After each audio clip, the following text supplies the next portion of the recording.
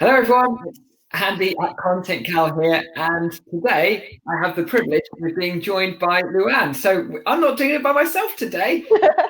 Luann Wise with me. So it'd be great to have a quick intro if you wouldn't mind, Luann. Yeah, sure. Well, thank you, Andy, for inviting me and deciding that we could do this session as a double act. I'm a marketer. I've been a marketer for many years, working client side, agency side, now running my own consultancy business.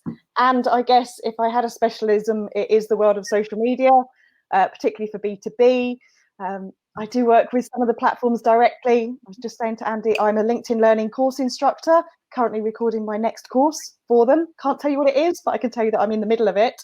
And I'm also an accredited trainer for Facebook and Instagram. So I keep on top of all the updates. So it's going to be great to kind of hear our differing insights and views and mix the questions up as well.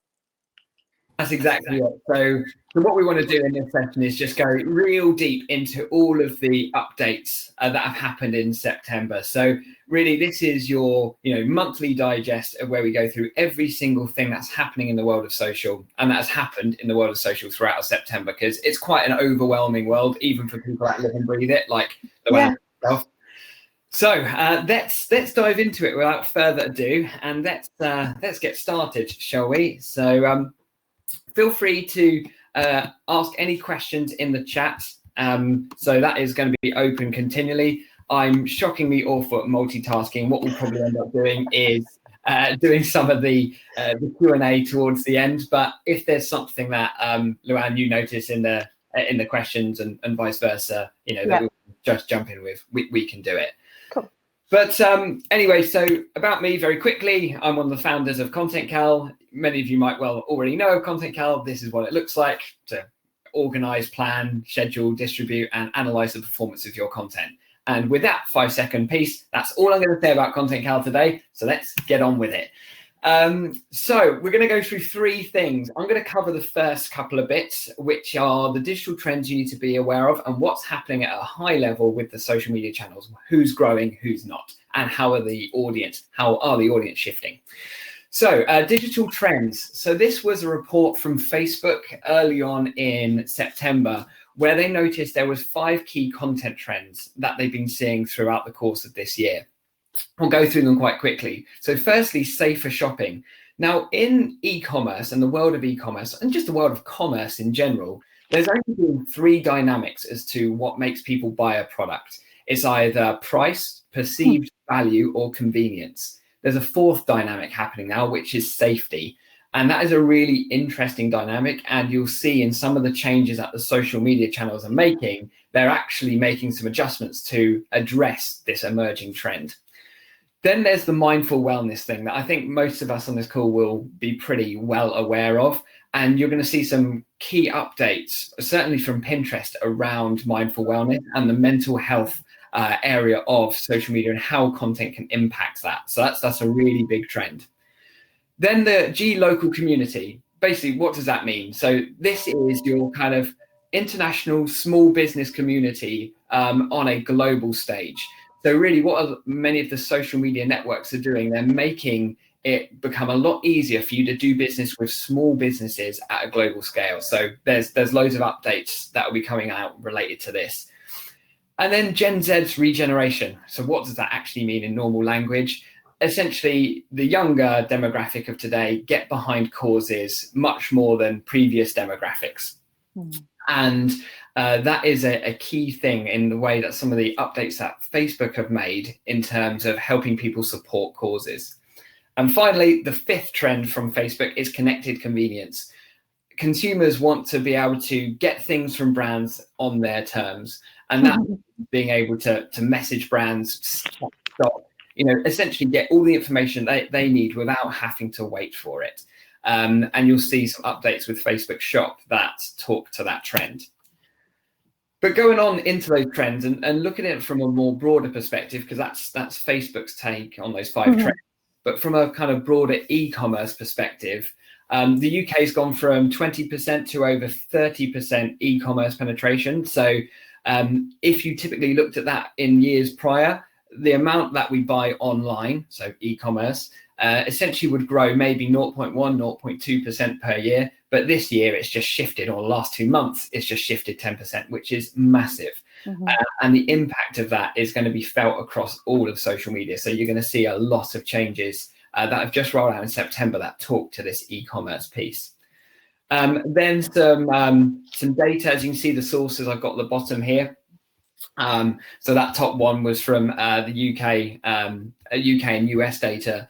And then this second one, over 50% of product and brand discovery is being done by social. So huge influence that social has in the decision-making process as to how people come to discover products. And that discovery piece, you're going to see this come up quite a lot in the main updates that we're going to get into. And what we mean by discovery is people becoming aware of a product or service or category that they weren't previously aware of.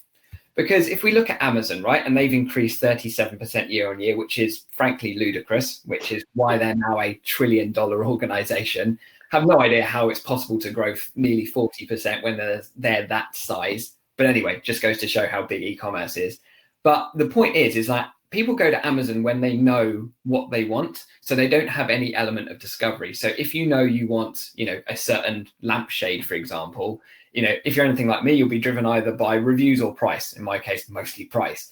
But the issue is that there's no form of discovery. How do people actually know what they want? How do people get the inspiration? And that is where you're going to see some big moves from Pinterest and Instagram in particular to help people become more aware and essentially discover certain products or categories they might want to buy. So that is an opportunity that social media channels are definitely going to be seizing. And then another important trend is the growth of YouTube views on a TV. 80%, which is once again hugely significant, and it just shows a shift in media consumption. And really, because we don't often think about YouTube as social media, but it is. But essentially, it's a very different way that YouTube is consumed versus any other social channel. Because naturally, every other social channel, excluding TikTok, is very it's very intentional. So you pick up Instagram, look at Instagram, you'll have an hour, and you'll kind of entertain yourself when you're bored. But whereas YouTube views are much more intentional, right? We are using that for core entertainment. So I think that's a really significant shift. And the final bit around trends is this latest data from Pinterest that came out. It was about a week ago, so it's hot off the press. And you're going to see a lot of stuff related to mental health and positivity, lots of searches for content related to that, lots of things to help people lose themselves and get some escapism. Just as a bit of a side note, one of the biggest growing searches on Google over the last 3 months is how to bake sourdough bread. If anyone bakes sourdough bread, it's because it takes so damn long to do. It becomes like a meditative process. So it's interesting that people are being attracted to content that's going to help them with some form of escapism. And that escapism is a really interesting one related to this ASMR food. I had no idea what this was. Luann, you knew what this was before this. I'd heard of it, but it's not something I would search for. No, it's fascinating. This is basically, you're searching out people that are eating food items that elicit a strong reaction in someone that's watching it. So someone crunching an apple, that loud crunching sound, or someone slurping tea, or eating noodles. I find it very odd myself. It's not my personal taste.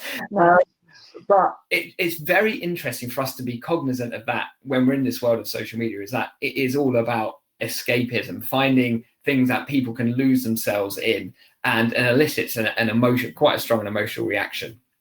So they're the kind of 3 pages of trends that I wanted to cover. Any kind of thoughts on those, Lan, or anything else that you've noticed?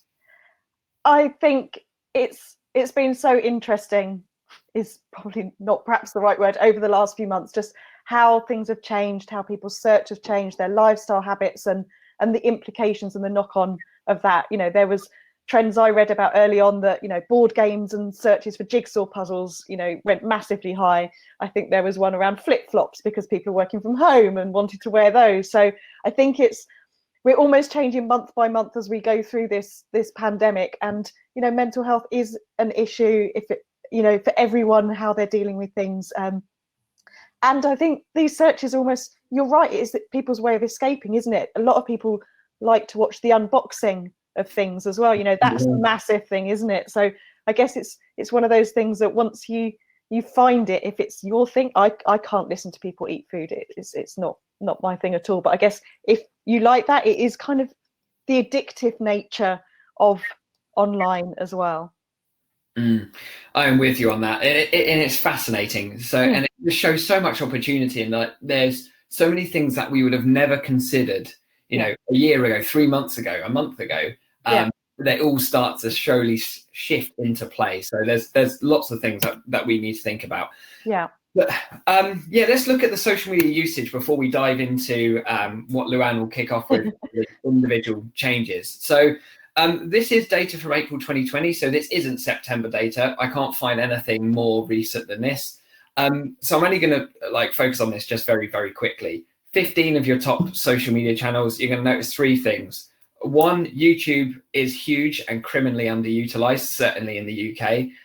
There is a huge amount of potential both in search and using it as a social media platform. Doesn't get used anywhere near enough in people's social media strategies, in my experience.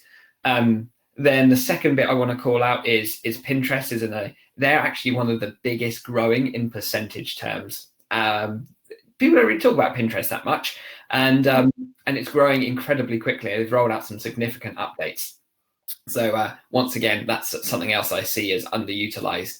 And the third thing, conspicuous by its absence, is LinkedIn. It helps you understand how big these other platforms are, because LinkedIn isn't actually quite big enough to make this list. It has 310 million monthly active users. And that's an important point, because these are monthly active users. This is the actual metrics that matter, not total user numbers. Anything to add on that, Luann, before we move on? Or? I think for me, the conversation around YouTube, I usually talk about this in just the fact that it's about the importance of video, and for social media and any platform, that the stats that we get from YouTube and its popularity shows that the content type of video is important for people to be using. So whether you do it on YouTube or whether you're doing it live or pre-recorded across social media, people do increasingly love video. Agree with that, definitely. And talking of the final thing of social media changes, Facebook are on a massive growth curve, as we all know. They've got 3 million users across all of their apps, 3 billion users across all their apps, not 3 million, 3 billion. Pinterest, as I said, growth is huge. So just look at that. I mean, from 316 million monthly active users in April to where it is today at 419, it's just massive, that growth. So it's 25% growth nearly. TikTok demographics are shifting, as are many of the demographics on like Instagram and Snapchat as well. But TikTok have been really open with this. So you're going to see that 18 to 24 is actually, the one that has the biggest net shrinkage. So that's really interesting to see how that's decreasing. Then the biggest segment is actually in 25 to 44, which now makes up a segment that is bigger than the 18 to 24. So the age range is getting older within TikTok. And then you've got an interesting outlier of the 65 plus that probably signed up at the beginning of lockdown and then realized that it's not for them. Off we go. Maybe they don't know they signed up for it. Maybe their family got their phones. Yeah, that could well be the case. Definitely. So right, I'm handing over to you now, Luann. Great. So let's talk about Facebook. And you start these presentations on social media is changing, what's happening, and then I think we've had several emails during the weekend. Oh, we need to add this in, and we need to add this in, because it just changes all the time. And I think what's again has been interesting over the last few months is how each social media platform has added new features that may not have been in their plan, but have been very much supportive of the new COVID world and the way that things have changed, especially for businesses, and providing us with new features and functionality that can support. Just as an aside, a small plug is that I have done a report entirely on the features that have been implemented to support COVID. So I've taken them out from the regular features. And this was absolutely one of them from Facebook. We all know we're doing it right now. The events have moved online. The social media platforms do have functionality for events, for promoting them, for hosting them. And Facebook in the last few weeks have added a paid for feature to their events functionality as well, which I think is going to be great for the events industry that is really struggling right now. The next one, Facebook groups, is something that Facebook talked about quite a while ago as being a really key focus for them. I think as a business user of Facebook, groups are where I go to play, where I go to find out what people are talking about, what questions people are asking. They're probably, whether I'm normal on this, my key reason for going to Facebook, and then I happen to see what my friends and family are doing at the same time. So I think the increased functionality that Facebook are providing for group owners, managers, admins is increasingly important, because again, it's that shift of having to do more online. So more deep dive analytics, more content, more admin controls for group managers is something that I think is really important for people to be aware of. With you on that. Yeah. And as you've already said, e-commerce and shops. Facebook, again, this is their update for helping businesses. For me, it's, and what I've seen of it, is much more about having a shop front for your business. So using these tools to be to integrate with your platforms, whether you're using Shopify or something else, but creating your own shop window on the social media platforms to allow people, as Andy said, to find you, to discover you, and then dive in and drive traffic towards you. Much more integration around now. I have a couple of e-commerce sites on Shopify, and it was really easy to just kind of set up that integration, set up some activity, and get the shop fronts going on Facebook and Instagram. So e-commerce, really, really important, and is a growth area for some businesses are doing quite well. And of course, we have Christmas coming. Say those words, we're in October now, and we have Black Friday coming as well. So if you're in e-commerce, get your shops onto Facebook and Instagram. And the next one, this was a really interesting one, and I just checked up on this morning before this slide, is that Facebook started as a university tool in a Harvard bedroom, I think. So they're going back to their roots with Campus, which college-only students can use to connect with each other. It's currently US only a few universities at the moment, but really interesting that, yeah, they've gone back to their roots and how this is going to work. And I'd almost forgotten about this because I was working with a university yesterday, and we were talking about how to use Facebook for their groups, their freshers, their new applicants. So I need to get back on this one and hope it rolls out in the UK. Mm. And some good news, I think. This is probably, if you're doing any ads on Facebook, one of the biggest bugbears is that you get a rejection if you've got a little bit too much text that crosses over their grid structure. So they are limiting the number of ads a page can run, but I think the limits are quite high. I can't imagine there's going to be many small businesses that they're going to get near those limits. I think some of them are about 250 ads at a time, or yeah, that's the lowest amount is 250 ads. So yeah, I think it's big. So people shouldn't hit that limit. But it's a good reminder about not getting too micro with your targeting of your ads, I think. So that's what Facebook are about. Yeah, but yeah, removing that 20% rule, I think, is going to be great. It was interesting, the info that came out with that was, we still think ads are better if they don't have text in it, but we've removed the rule. I wonder whether that is to help the small businesses if they need to advertise more in the run up to Black Friday and Christmas as well, just to take that barrier out. Yeah, you got the feeling like Facebook just gave in on that one, where like people annoy us too much with asking for, you know, manual reviews. Yeah, basically that. So like, yeah, fine, you can have it, but we still don't think it's right. So yeah, it's very interesting, but much more creative freedom. And you know, you're gonna get much less sick of Facebook banning or rejecting your ads based on text in your image. Yeah, exactly. Especially if you're trying to just boost something quickly as well, and you know, get something out quite quickly. The new rights manager, I think, is something quite interesting. Copyright issues, you've now got more control over your IP on Facebook. I think that's really important to look at if you've got lots of your own content, lots of your own images. I've had a breach of my copyright on a Facebook page ad this week, so I was able to use that and get control of my content back.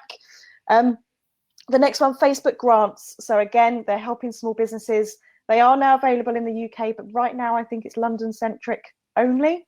So the rest of us that are outside the city don't qualify for those yet, but hopefully they will roll out. Yeah, just to add to that, it's either about £2,000 in cash or £1,200 in free advertising credit. So yeah, it does look very interesting. Very strange why they decide to make it London centric, as you said, Luann. A bit of a shame, really.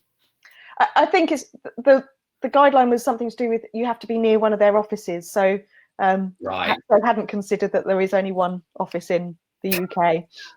Whoever, so I don't know. Yes, you know, when you're outside London, you're like, oh, okay.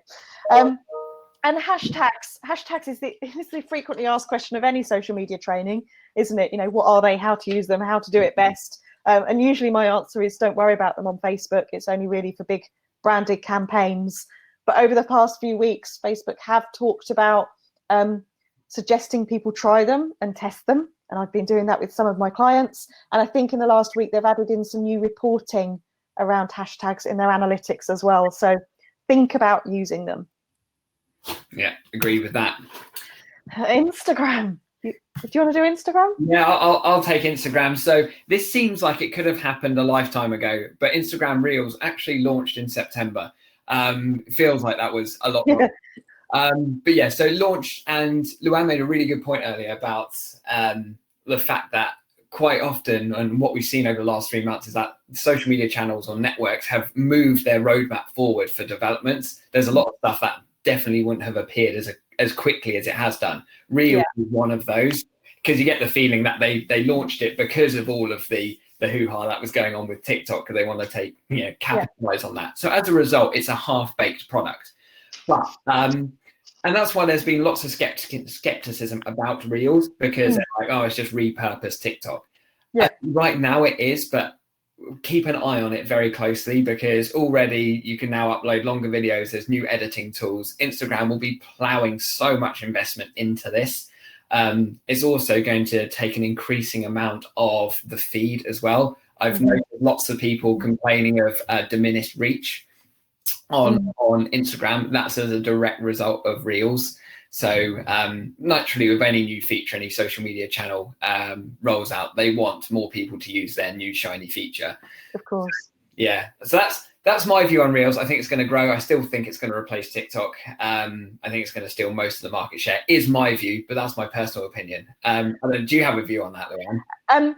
Yeah, I mean, at the moment, I'm just seeing it as, oh, here's some more TikTok. I'm watching it in a different place. Yeah. I think, again, we need to think about this run up to Christmas. If you can do short videos of your products, demos, packaging, e-commerce is going to be bigger than ever this year. So, if you're selling products, do reels of them. If you're selling services, then, go behind the scenes and show who you are. Yeah, great points on that.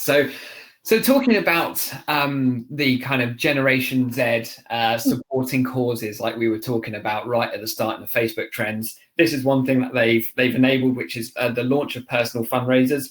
And unlike most features, they roll this out to the UK first. So this is available to everyone. And this allows you to run, as they suggest, your own fundraiser based on, whatever requirement. Maybe you're doing a run, maybe you're just raising money for a charity, or maybe you're even raising money for your in-person beauty parlor that you haven't been able to open yet. Yeah. So, there's a load of flexibility within that. And I think there's a huge amount of power within that. And that's kind of a lot of the support that Instagram and Facebook, to be fair to them, they've done a huge amount to try and support smaller businesses. And again, it's so much hard. It's been so much harder for charities to fundraise over the last few months without being able to do physical events and sponsorships and fairs and open days and everything else that they often do. So again, this is the platforms helping out. Definitely, yeah, 100% agree with that. So they launched QR codes in September. So this allows people to connect directly with you or follow you directly by scanning this QR code. A little bit old school QR codes. Instagram very late to the party with this, but it's a small update. It's quite useful to have on your website if Instagram is a key thing for you. So that's it's fairly minor though. But the bit that isn't minor is this new suggested post feature and the infinite scroll that's coming through Instagram. One of the killer features of TikTok is the fact that you can lose people for hours on end, just scrolling and being served more and more content.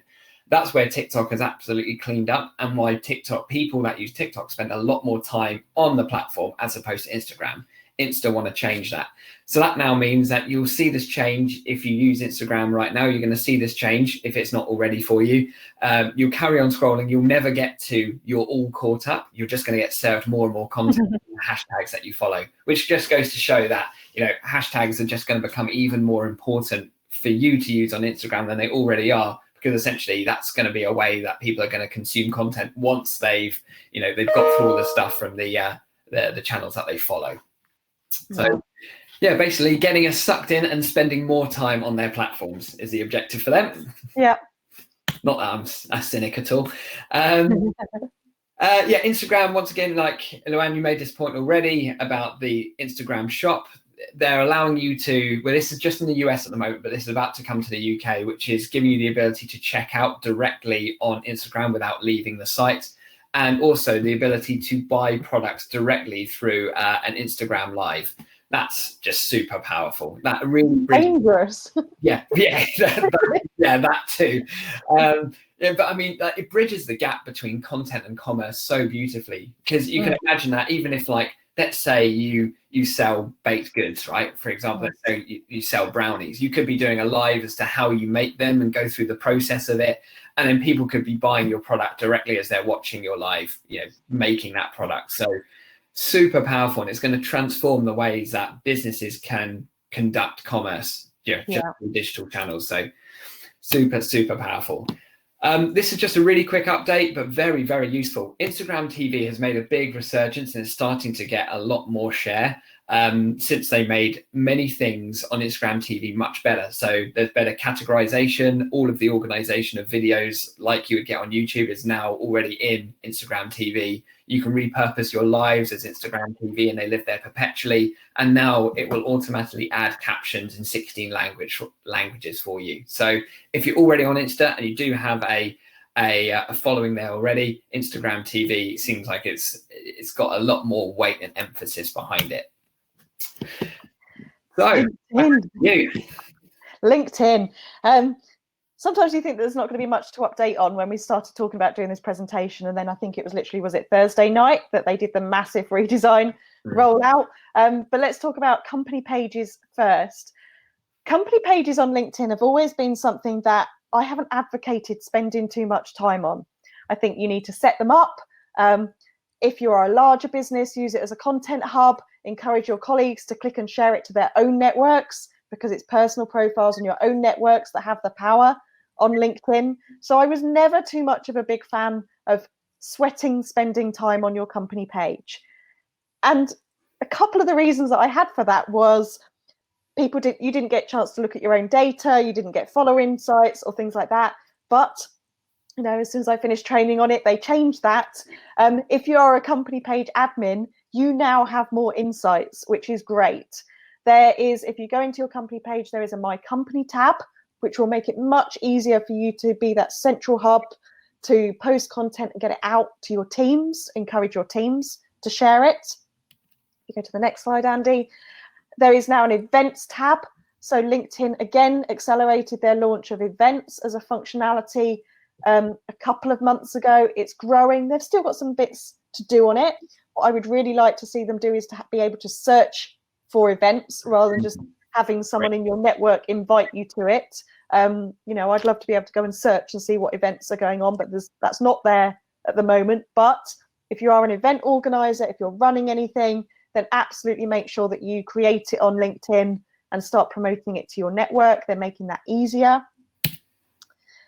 As I said, you can now get insights on your followers. So for all the company pages I have access to, I've been diving into those. When that data was open many years ago, I used to find that follower data was always employees, competitors, journalists, students in there, and not too often your customers or your prospects. So that's what I'm diving into company pages and looking for right now to see, is that still the case? Or actually, is there customers and prospects in there? And for me, that will shape your content plan and your focus on the company page. But the data is only available if you're a company admin. So if you are, have a look at it. If you're not and you want to see it, you need to get those admin rights as well. Yeah, I love this. I wish you can get this level of insight on other social media channels, to be honest, because if you actually imagine how many people are behind your follower numbers, you'll probably realize half of them actually are not the people that you would like to sell to, ideally. They're not. Years ago when it was open, I was working with some clients and I had their client list, their prospect list. I had a list of everyone that visited a trade show stand for 3 days, and I manually went through their LinkedIn followers, and genuinely they were not in there. So for me, it wasn't a client prospecting area. That's where people do business with people, and I want to connect with the individual and see what they're saying and what they're sharing. Not this. For me, it's a bit like the news page of a website. It's functional. If you've got something, post it. If not, just don't sweat it. I'm with you. The redesign was this Thursday night. It was Thursday, Friday night. Thursday or Friday. I think they have done a quicker rollout on this than they have done some of their other designs. It's rolled out on both desktop and mobile. I haven't seen too much new functionality yet, although there is some documentation about premium users getting some additional features coming around search, around messaging. And I've seen that LinkedIn premium users might be able to get an out of office away message as well, which I think would be wonderful, so that you can actually start to have some downtime coming up. So it looks different, but functionally, I don't think there's anything too different. It just looks in the same way that Facebook has changed and MailChimp has changed and Instagram has changed. It's a bit of a refresh. And the US have got it. We haven't got it yet in the UK, but stories are rolling out to LinkedIn. I love in a certain way that these same features come across all the different social media platforms. I think a bit like Instagram, LinkedIn's, where you need one kind of plan of activity for the feed and one for stories and one for TV. I think on LinkedIn, you're going to need a plan for content around what goes on your news feed, how you deal with people one-to-one, and then what you do as stories as well. So let's let the Americans play with it first, and then we'll pick up some best practice from them. Do you have any idea when that's going to roll out to the UK? No. Dear me, waiting a while for this one. And additional feature is making it easier to drive direct engagement in DMs. This is where they're linking it to Zoom and Teams, I think. So if we started having a chat, Andy, on a direct message, it would be like, oh, let's jump on Zoom. Nice. Is it necessary? I'm not sure. I'm a bit zoomed out. I'm not sure. If I wanted a Zoom call with you, I'd just message you for a Zoom call rather than having to jump between it. So maybe it's just people trying to tie things together right now. Yeah, I'm with you on that. Someone's just asked a question on LinkedIn, so I'll just pick this up. Will you be able to issue an invite on your LinkedIn business page to an event offsite too? Say an event, a Facebook Live. I think you could just do that on your personal profile as your news updates. So, a bit like probably Andy and I both did, looking forward to hosting this webinar this week. Here's the link to register, or integrate it with it. I wouldn't overthink that. That's LinkedIn. Shall I do Twitter? Because there's not Twitter. Twitter is probably the platform that doesn't release too many updates. And actually, we haven't got it in here, but let's just throw it in. Some of the platforms right now are very heavily focused on making sure that their election, anything to do with the election that's going on in the US, that they're not seen to be influencing or controlling in any way. So if you do see any updates around the platforms, again, it's not something for us. Perhaps we do need to worry about it, but it doesn't influence us because we're not actually allowed to vote. So there's a lot going on, particularly on Twitter, around that. But in terms of their main functionality, they're just making things a little bit easier and more intuitive, I think, allowing you to kind of limit some replies, have a bit more control over what you do, a bit more control over your stats and retweets. So again, doesn't really affect how you use it. You might just see some different numbers and boxes appear. And that's Twitter. Right, perfect. Yeah, not much on Twitter really. And my guidance typically on Twitter is that if you're not already on it and have a following, then I possibly wouldn't advise anyone to start it unless they have a real desire to. Let's go to Google. Sorry, Luann, I interrupted. Sorry, it's for me, Twitter and Pinterest are a bit the same. Sometimes it's not always relevant for people to use them and be posting content on them, but they may go to them to understand trends and what's going on in the news, and then use those insights on the platforms that they are already active on. That's a fantastic point, actually. That's a really good point, because both of those platforms are a bit of a rarity in the sense that you can get fantastic insight off them. The rest, the rest of the networks are pretty like closed door. So that's a really good point, actually. Yeah. So I would dive into them for my information and then go, oh, this is happening on Twitter today. Let me talk to my LinkedIn group about this. Nice. Yeah, I'm with you. So I'm going to fire through some of these quite quickly, but people cards, they're testing it in India. We don't cover testing in these sessions, but I wanted to raise this one because this is Google going after LinkedIn, because they're actually allowing people to have their own personal business profiles on called people cards on Google, and they're testing it in India. So Google have dabbled with being a social media platform with Google Plus, for example. You know how that one worked out, but Google aren't done with this, I don't think. So I'm going to be watching that one. Google My Business, they make it easier to search and update. Google My Business, if you're a small business or any kind of business, you need to make sure you have a really well built out Google My Business profile. It's phenomenal for SEO. And really my main call to action here is like, if you're not on Google My Business, get on it. And also it's a really good place to keep that feed updated. You can publish content to Google My Business using Content Cal now, but and that's been really, really popular. But Google My Business, critical for any small businesses. Big update from Google, and this goes into a bit more techie detail, but very important for us to know. So in Google, you've really got two areas that you could get insight from. You've got Google Analytics, which is telling you what is happening on your site. You've got Search Console, which tells you how Google sees your site. Search Console Insights sits nicely in the middle of those two. So it's giving you insights as to which pages or blog posts are performing well on your site, which search terms are they ranking for, and where do they rank. So that really gives you a fantastic understanding and lifts the lid on something that we would have never have seen before unless we start searching loads of search terms and see which ones we're ranking for. Fantastic insight. It's only in beta at the moment, but it is going to be rolling out, and I cannot wait for that one. It's going to be really interesting insight. Google is making it easier to find images that are licensable. Hands up who's stolen images off Google before. That's embarrassingly me, and probably the rest of the world at the same time. But now they're going to give you an idea of like what is licensable, so what you need to pay for, or what has a Creative Commons license, i.e. it's free to use. So that's some good clarity coming to Google Images. This is a big one, actually. So they've released a tool called Fundo. A strange name, but we'll go with it. It's the virtual events platform, Cal Surprise, because events are huge. So you imagine that. Let's take this Brendan Rogers chap. So he is a YouTube influencer.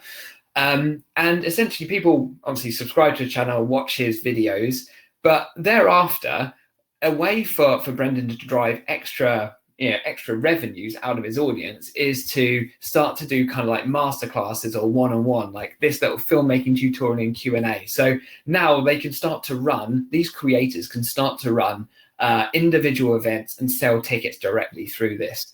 I think it's really powerful. And if you have a look at it, it's available now and you can sign up for it. It's a really nice, slick user experience, actually. So it's very un-Google in the sense that it's really beautiful and really well thought through, because sometimes Google release stuff that's half-baked. So I really like this one. Big updates to Google Shopping, and Google are actually going to be going after Amazon with this.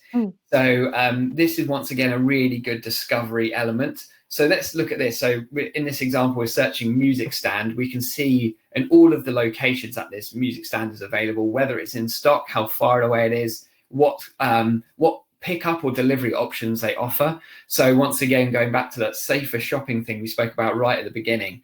So you imagine that you're looking for a kettle, you don't want to wait for delivery and you just need to get it today. It's pulling all of this insight into shopping. So if you search Google Shop and you're an e-commerce business and you don't have your profile set on Google Shopping, it's free to do, clearly, because Google, and get yourself listed there. So important, because that is the best consumer experience. I want something right now, and it tells you all of the information that you need to make a purchasing decision. Comparisons, when it's available, if it's in stock, and when can you get it. Super, super powerful. Onto YouTube, obviously linked to Google, so I'm going to run through a few of them. We've spoken a lot about the importance of YouTube, but they're doing a lot around the advertising product as well. So they're giving you lead gen forms. So here's a Jeep Wrangler ad. So it's going to take all of your Google profile information that you would have used when you signed up to YouTube. You can just press that button. It's going to pre-populate all your details and send that directly to the advertiser. So from an advertiser's perspective, making conversions much, much better. YouTube are doing a lot around conversions as well and tracking of those. So even if people don't skip the ad, even if people don't click a link, YouTube are going to be tracking the IP address of anyone that has landed on it. So yeah, very big brother risk. I think a lot of people have some issues with that, but advertisers definitely won't, because they'll be able to see who has watched a YouTube ad and see how that's influenced other things that they've purchased. And finally, because YouTube has seen such a ridiculous amount of growth and it's taking away a lot of the attention from traditional TV, there's been a bigger and quicker shift of media spend outside of traditional TV into things like YouTube and social advertising. But of course, there's a lot of somewhat questionable content on YouTube, and brands don't want to be shown or be seen to be associated with, a video of varying quality. So they're making conversion or targeting of those adverts much, much better. So that's answering a kind of key question that many big brand advertisers had an issue with. Right, following on, just going to carry on through these. Pinterest stories are here, as everyone else. Unlike what the LinkedIn story is going to be, which is going to be like the original story format, which is ephemeral, i.e. it goes in 24 hours. Pinterest ones stay perpetually. So they work like usual pins, just in a more, this typical story format. Also, they've given you new creator profiles, make it easier to connect with individuals, and most importantly, for people to do business. A whole tab related to engagement. So every interaction on your pins, everything that's happening in, related to your content is all in one nice engagement tab. And also some analytics that tell you much better insight as to how many people saw it, how many people zoomed in, how many people have saved your content, repinned it, etc. What you're going to see with Pinterest is like everything else they do, they take a bit of time to do it, but they do it so beautifully. It is just such a beautifully architected user experience that Pinterest isn't relevant for everyone to be posting content to. It is brilliant. It does have SEO value, and there is a lot of research value in it. But if you are more in the kind of, I would say in your B2C world, then Pinterest is definitely something to get on. As I say, it's not used as in the UK anywhere near as much as it is in the US. I'll just jump in with a case. It's such a great case study that I heard from Pinterest. A guy from Pinterest talk about a couple of years ago, and it kind of opened my eyes to this trends thing, was because people use Pinterest for, their inspiration and making their own boards, is that Tiffany's had actually chosen which style of engagement ring they were going to advertise one Valentine's based on the trends of what style engagement ring people were pinning most on Pinterest. That's amazing. So, which when you think about it, you're like, well, of course.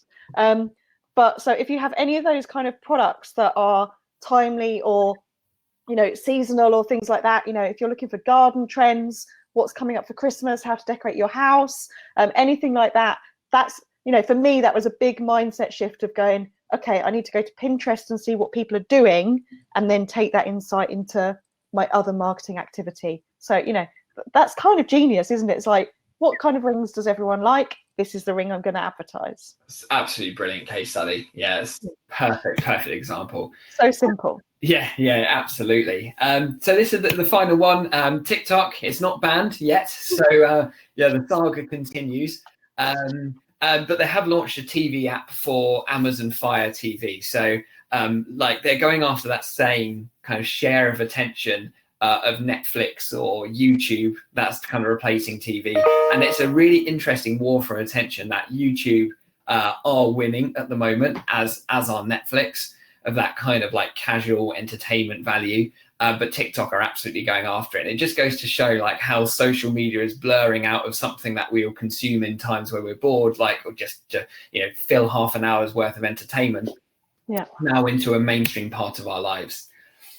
And just to kind of summarize this as the final thing, because we've covered a heap today. And thank you, Luann. It's been brilliant to do this as a bit of a double act. Yes. But yeah, Facebook, so many tools that allow you to kind of pivot your business, i.e., there are different ways that you can make money by monetizing your events, for example, or setting up a shop, for example, that e-commerce approach. Instagram will continue to be all about reels, and Instagram just kind of note around that e-commerce thing. Whilst it isn't available in the UK right now, that's going to be the big thing for the next month and back into 2021. It's going to be all about e-commerce. And I think, I would bet, and I might be wrong, that Instagram are going to be going after Amazon's share of business because they want to drive as much revenue through them as possible. And because they're so powerful for discovery, of which Amazon are not, that's Amazon's weak spot. So if they can nail on how people can buy products, Insta's going to be really big for that. Twitter is just about engagement, trying to get people to interact more in a safe space. Google and YouTube doing lots around conversion and getting people to make a purchasing decision. And Snapchat and TikTok, whilst, me personally, I'm biased because I'm not a massive advocate of those two platforms, but because certainly TikTok's on kind of slightly dodgy ground, there is growth to be had on there, but just be very mindful that your growth today could be wiped out tomorrow. So just be mindful. But otherwise, that's me done. Luann, how do people find you? They can. I'm on social media. I'm on all the platforms. I'm not on TikTok or Snapchat. So LinkedIn, Twitter, Facebook, and Instagram should be easy to find with a name like Luann Wise. Just search those, or my website as well. Sharing the insights and what people are talking about and the trends is always about having like one foot firmly on what you're currently doing and just this eye on what's coming up and forward planning. And I think that's what's been quite difficult for marketers over the past few months, because we've had to be so agile and change things as we go. We've perhaps not been quite so forward focused as we would usually be. This time of year, October, you'd be writing your 2021 annual plans and planning things out, and Christmas would be all sorted. And I think we've been a bit more on the fly this year. I don't think that's a bad thing.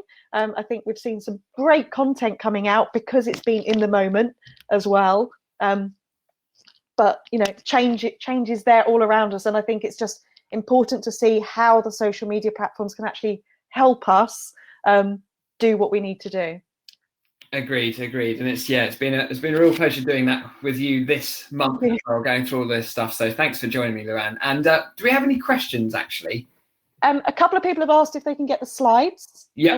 Are we good to send post links on the slides? Slides and recording will be sent to everyone. Yeah. Cool. And there was a question, I can't scroll up now, but someone asked a question, if you can see it, about if you have an online business, do you still need Google My Business? Yeah, because Google My Business is so important, irrespective of whatever business you have, because it's going to be your main way of being seen for the searches around your brand terms. So in the top right, when you search Google of any business, like if you search Content Cal, for example, that top right bit is called the knowledge panel. That is the one that's always yours. Because if Content Cal is a really good example of this, is because we have lots of people bidding on our brand name. So all of our competitors bid for it. So when people search Content Cal, they want to steal those potential customers away from Content Cal. But the knowledge panel on the top right, which is the thing that you build from, this is your Google My Business profile, essentially, that shows perpetually if people are searching your brand name.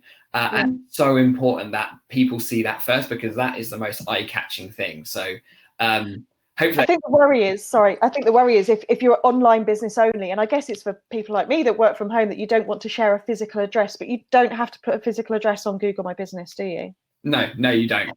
So the answer is yes, you do need it, but don't worry about having to have a physical address. Yeah, great point. Yeah.